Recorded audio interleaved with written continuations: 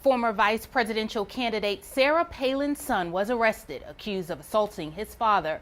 Plus, NTSB officials say the Amtrak train that derailed Monday in Washington state was traveling 80 miles per hour in a 30 miles per hour zone. And one couple decks the halls with not one, not two, but 21 trees. How about a new ride for the holidays? Visit the contest page on abccolumbia.com for your chance to win a new Honda Fit. But hurry, 10 finalists will be selected today. From Maine and Gervais, I'm Kimberlei Davis. I hope that you're well. Here are your trending headlines for Tuesday, December 19th, 2017.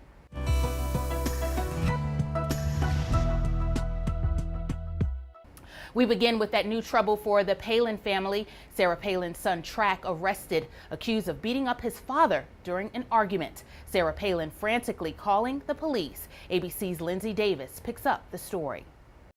Police describe a chaotic scene at the family home of the former governor of Alaska and 2008 vice presidential nominee Sarah Palin. You know, they say the difference between a hockey mom and a pit bull? Lipstick. Palin's 28-year-old son Track, an Army veteran, arrested in Wasilla, Alaska Saturday night on assault and burglary charges. According to court documents obtained by ABC News, Sarah Palin called police just after 8:30 p.m., saying her son was freaking out and was on some type of medication. Charging documents state Track Palin went to the house to confront his father, Todd, to get his truck, but his father told him not to come in. Todd told police he went to the door with a pistol to protect his family. That's when, according to the affidavit, Track broke a window and went into the house, got his father on the ground, and began hitting him on the head. This scene is a far cry from the portrait of the family depicted in the 2010 reality TV show Sarah Palin's Alaska. This summer, we're setting aside time to spend with family and friends. This isn't Track's first run-in with the law. In January 2016, he was arrested for allegedly hitting the mother of his child.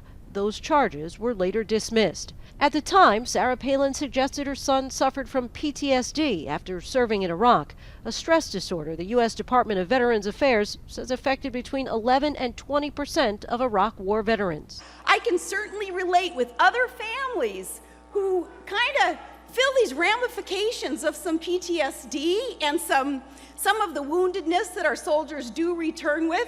And in September of 2014, several family members were allegedly part of a brawl at an Anchorage house party after Track allegedly attacked another party guest who had previously dated his younger sister, Willow Palin. No criminal charges were filed. I heard Sarah Palin scream out, "You know who we are, don't you?" It was like we were just on a Jerry Springer episode. At least 3 people were killed and more than 100 sent to the hospital after an Amtrak train derailed in Washington state Monday morning. Kristen Holmes has new information from Paris County, Washington. Preliminary indications are that the train was traveling at 80 miles per hour in a 30 mile per hour track. A grisly revelation after an Amtrak train careened off the tracks in Washington during rush hour Monday morning. Federal investigators now looking at several factors as to why, including speed and the condition of the tracks. Passengers describing a chaotic scene on the train's inaugural trip between Seattle and Portland. We were going down the tracks between 70 and 80 miles an hour, I would say, and we heard a little bit of a creaking sound, and the train started to wobble. NTSB and state officials working around the clock to clear wreckage blocking the heavily trafficked interstate. President Trump offering his condolences and touting the urgent need to fix the nation's crumbling infrastructure. Let me begin by expressing our deepest sympathies and most heartfelt prayers for the victims of the train derailment in Washington state. We are closely monitoring the situation and coordinating with local authorities. It is all the more reason why we must start immediately fixing the infrastructure of the United States.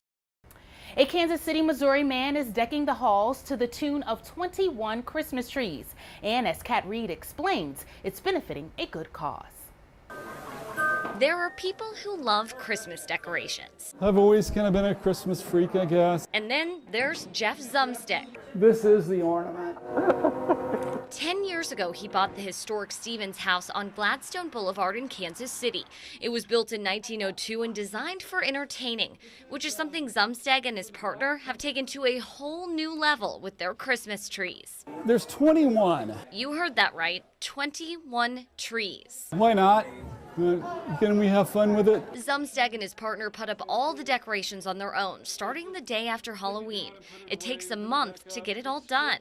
And you can see why. This tree in the front hall carries a whopping 600 ornaments. Call it the kitchen tree. But the nearly 24 trees weren't the only things making the house merry on Sunday. Count them.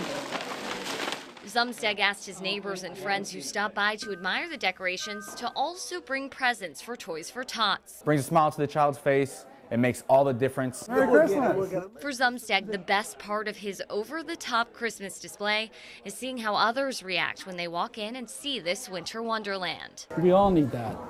Joy at Christmas. It's what makes it all worth it on January 1st when all of the decorations start to come down. I'm Kimberlei Davis. Be kind to each other. I hope that you have a great Tuesday, and thanks for watching.